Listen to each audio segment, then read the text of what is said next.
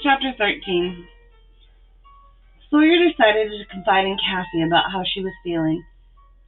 She knew if she didn't talk about it, she would go crazy trying to figure out what was wrong.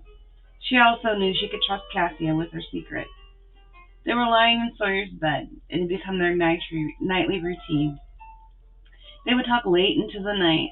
Cassie would talk of her childhood in Rome or her many adventures since the change. Sawyer would talk about her own childhood or her day with the men. Cassie had started to notice that Sawyer had begun to develop specific relationships with each man. Like, for example, Lucas was fast becoming the male equivalent of Cassia. They were becoming best friends. "I'm worried about something, Cassia," she said. "What are you worried about?" Cassia said, and rolled over to face her. She crooked her elbow and held her head up with her hand. "That's the problem. I'm not sure what's wrong. I just feel like everything's moving too fast and I want it to slow down. I don't think I'm ready, and suddenly I'm afraid. I don't want to meet my soulmate," she said desperately. "Oh, Sawyer, I thought you were excited. I didn't know you were getting scared," Cassie exclaimed. "I was excited, and I'm not sure why that's changed. I really can't explain what's happening or why," Sawyer said miserably, although it felt good to tell Cassie what was happening. "You don't have to explain. I will do anything I can to help," Cassia said, understanding. "Just telling you is helping me. Thank you. I don't know what I would have done if you hadn't have come with your brother," she said gratefully. Cassia hugged her friend and said, "No worries. We will figure it out together." As the days went on, Sawyer's feelings just became more confusing. She had thought voicing them to Cassia would help, but it seemed it had given them more power. She tried to focus when she spent time with the men, but found she was constantly distracted. The only time she felt free to really think was when she was walking with Julius, but even that was starting not to work. The more she tried to understand what was happening, the more confused she became. After 2 weeks, she was no closer to understanding what was happening, and she was becoming noticeably agitated. Everyone tried talking to her about it, but she remained tight-lipped with everyone except Cassia. Although at this point, even Cassia was becoming frustrated because she couldn't think of an answer either. It was Hunter that had finally come up with the idea that would end up clearing everything up for her. Sawyer and Cassia were swimming in the indoor pool when Hunter and Brexley came in. Brexley immediately jumped into the water with Sawyer, and Hunter came and sat on the edge, warning Brexley not to splash and get her hair wet. She would let her feet dangle in the water, and finally spoke to Sawyer. "Sawyer, I have an idea," she announced. Sawyer swam over to her and said, "What's your idea?" "Let's all go out. We've all been cooped up in this house for a month and a half. It's great here, no offense, but I think everyone is getting a little stir-crazy, especially you. We could all go dancing and have a couple drinks and just relax for one night. Maybe having some fun will take your mind off whatever is obviously bothering you," Hunter said brightly, really trying to sell the idea. "I don't know, Hunter," Sawyer said skeptically. "Come on, it'll be fun, and it seems like you could use a little fun," Hunter said. Sawyer looked over at Cassia, who was now laying out on a pool chair reading a magazine. Cassia looked at her and gave her the "why not" shrug. Sawyer had to admit Hunter had been pleasant lately, and Brexley was always fun to be around. "Okay, sure," Sawyer said, a little surprised that she had agreed. "Really? That's amazing. Let's do it tonight," Hunter said excitedly. "We have to go shopping if we're going out, Hunter. We really don't have anything to wear clubbing," Brexley said, excited. "I think I can help with that." "Meet me in my room in 30 minutes, Sawyer said, and pulled herself up out of the pool. She put on a robe, and she and Cassia started for her room. When Brexley and Hunter came to her room, it was Brexley who spoke first. "I'm not trying to be mean when I say this, Sawyer, but I'm not sure your closet is where we will find something to wear to the club," she said, and was kind of embarrassed that she had to say it. Sawyer just laughed and told them to follow her. Sawyer had said the 6th floor was a room for storage. No one had ever asked storage for what. She walked down the hallway to a set of double doors and opened them with a flourish. Most of the 6th floor had been dedicated to the storage of dresses the Fae had collected throughout the centuries. The Fae loved dresses, and the room contained thousands of them. They spanned centuries and were kept in order by century and then by decade in that century. The most beautiful ones were displayed on dress forms. All three girls gasped when they saw the huge rooms filled with dresses. Racks and racks of dresses lined the walls, and some of the oldest were encased behind glass. The matching shoes and accessories were next to each dress. "This is amazing," Cassia exclaimed. "I've never seen anything like this," Hunter cried out. "It gets better, lady," Sawyer said and pushed a button. An entire wall opened up to reveal shelves full of jewelry. "Where did you get all of this?" asked Bexley, awestruck. "The Fae have been storing things here for years. Come and see the first things Mother brought here," she said, and motioned for them to follow her.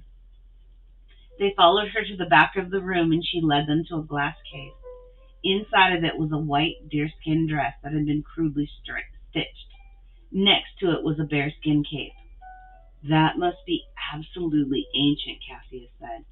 "This was one of the first pieces of clothing Mother wore when she was young," Sawyer said. "Those look like caveman clothes," Bexley said, fascinated. "Well, Mother is very old, but I will tell you all this. Those clothes do not smell very nice. I don't know how Mother ever lives through her clothes smelling like that," she said and laughed, and then turned to Cassia. "Would you like to see clothing from your childhood?" "Absolutely," Cassia said excitedly. She took them to another glass display, and they all stood speechless. It was all from ancient Rome, and it was gorgeous. One dress in particular caught Cassia's attention. It was a blue dress, gathered at each shoulder and gathered under each breast. It had a long white cloth draped over a shoulder. "I used to have a dress exactly like that," Cassia said wistfully, remembering how she had never seen that shade of blue before when she saw the cloth in the marketplace. "Try it on," Sawyer said. "I couldn't. What if I ruined it?" Cassia protested. "How about if we all try something on? I used to play dress up in here for hours when I was young, and nothing will be ruined. You can show us how to put them on properly," Sawyer encouraged her. Cassia quickly agreed, and they spent hours trying on styles they loved. Cassia had loved wearing her old style, and explained to them about the rules a girl had to follow in Rome when she was young. She pointed out one very beautiful dress, and Sawyer explained to her that it was in fact Venus's old dress. She then had to explain to her that Venus was a fae. They all agreed they hated the corsets and the crazy white wigs that had been worn. They loved the clothes from the 1700s in Scotland and hated the clothes the pioneers wore. They loved the clothes from the Middle East and hated the clothes the Viking women wore. After 5 hours, they had all picked out something they wanted to wear and the jewelry to match. They then went their separate ways to get ready. As Sawyer was getting ready to go out, she realized for the first time in days she hadn't thought about anything and had just laughed and had fun. She was actually looking forward to going out. They all met to go downstairs together and praised each other endlessly about how pretty they each looked. Each woman had picked out the dress they had loved, and although they had chosen different decades, they indeed looked gorgeous. When they got to the top of the staircase, the 4 men waited for them at the bottom. All of them were dressed in expensive suits and looked amazing.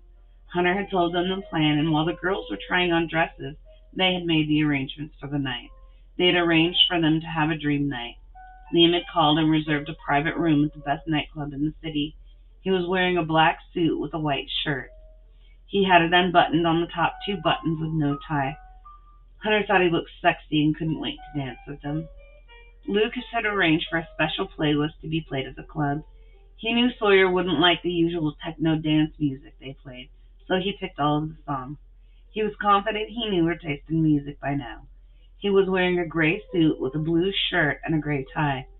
Sawyer realized she had never seen Liam or Lucas dressed so nicely. Marcus had arranged for a stretch limousine to drive them all.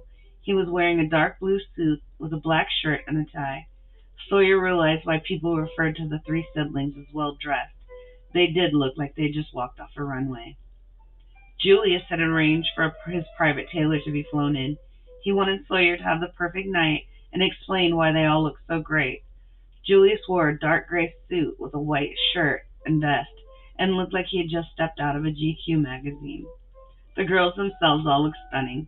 Hunter had chosen an emerald green dress that had been made in Paris in the 50s. Cassia wore a red silk dress from the 1800s that had once belonged to a princess. Bexley had chosen a beautiful black and white dress from the 80s. Sawyer wore a dress she had loved since she was a child. She had always dreamed of a time when she could wear it. It was made of white silk with the thinnest straps. It went down to her calves but was split up to her hip on one side. The front had a deep scoop neck and the back was scooped down to just above her tailbone, so her whole back was exposed. Her hair was pulled up and wisps hung around her face and neck. When her soulmate looked up at her, it was like the room went dark and all he could see was her. It felt like he had the wind knocked out of him, and he knew he had never seen anyone so beautiful. As he watched her walk down the stairs with the other women, he felt he should say something, but his brain felt so muddled he didn't trust himself to speak. It was in that moment he knew he was madly in love with her, and wondered how long it would take to get her over her if she wasn't his soulmate. As they reached the bottom of the stairs, the men held out their arms for the ladies. Hunter, of course, grabbed Liam. Brexley reached for Lucas, and Cassia took hold of Marcus, so that just left Julius for Sawyer to grab. There were two staff who opened the double doors for them. Outside, the limousine waited, and the driver held open the door for them all. They piled in. Brexley chose the music, and Marcus began to pour champagne for all of them. The drive to the city took an hour, and they all chatted and drank. This was the first time that they had all been together without any tension. It was an enjoyable ride, and they all laughed the whole way there. The girls told the tale of the amazing Faye Closet. When they arrived at the club, they were ushered into the VIP entrance. Liam had reserved the entire upper level for them. It was directly above the dance floor and had a small set of stairs leading up to it. There was a security guard stationed on each side of the stairs. It had a sheer curtain all around it, and inside were plush, oversized chairs and couches. A fully stocked bar lined the back wall, and champagne was already chilling, and wine was ready to be poured. As the group approached, one of the guards opened the rope to the stairs, and Marcus handed each of them a $100 tip. The music, which was usually techno, was an eclectic mix. Lucas understood all too well that Faye loved to dance, just not to techno. The club was full, and all eyes turned to the group when they walked in. They made their way into the private room, and everyone milled around talking, and Liam and Lucas took up bartending duties. Julius brought Sawyer over a glass of wine, and they sat down next to each other on a couple of plush chairs. "Thank you, Julius," she said, and held up her glass of wine. They clinked glasses, and she continued, "I can't believe you guys put all of this together so quickly," she exclaimed in delight. "Well, usually I don't agree with Hunter about anything, but I have to admit this was a good idea," he said. Hunter and Brexley were already dancing. They had missed the nightlife. Finally, they couldn't contain themselves, and Hunter shouted, "Come on, ladies," and grabbed Sawyer's hand. Brexley grabbed Cassia's, and soon they were dragging them down the stairs to the dance floor. Liam and Lucas joined them shortly, and they all danced for hours with each other. Occasionally, one of them would make their way up to grab a drink, and Brexley even coaxed Marcus out for a few times. Julius just sat and watched, though. He had never been one to dance. The night had been going flawlessly until a certain song came on. Julius had been watching over Sawyer and Cassia all night to make sure they remained safe. He had noticed early on men were drawn to Sawyer and her Faye energy. While the other girls danced to draw attention, she had been taught to dance freely like the Faye. The Faye were beautiful dancers, and Sawyer was no exception. The problem started when an old rock song came on. It had a tribal sound to it, and the drum matched Sawyer's movements. All eyes started to focus on her as her body matched the rhythm. Men began to draw closer and closer, but Sawyer was so caught up in the dance she didn't notice. Men began surrounding her like they were hypnotized, and as the song began its last chords, one man made his move to touch her. He grabbed Sawyer by the arm and pulled her tightly against himself and began to grind his body into hers. Liam and Lucas had been pulled away from her by the crowd and couldn't see what was happening to her. Julius was up and through the crowd in the blink of an eye. As he reached Sawyer, she had just freed herself from the man's grip. He was reaching for her again in frenzy, and Julius placed himself between them. The song was ending, and Julius was reaching for the man. Sawyer waved her hand, and the man was thrown backwards away from Julius's murderous grasp. She turned Julius to her, and she could see him trying to contain his rage. Instead of trying to talk to him about it, she redirected his attention. A slow piano melody started, and she put her hand on his chest and looked up at him. "Have you finally come to dance with me?" she asked. He looked at her and relaxed. He put an arm around her waist and held her other hand in his against his chest. She slid her other hand around his waist, and he pulled her in closely. She felt his hand on her lower back, and he spoke softly in his answer. "I was waiting for the right song," he said. The singer started singing a beautiful song about two people on the edge of falling in love, with only the piano accompanying him. His voice was powerful, and the song touched her heart. She let herself get lost in the song and laid her head on Julius's shoulder. Marcus and Cassia had returned to the private room and watched the two of them dance.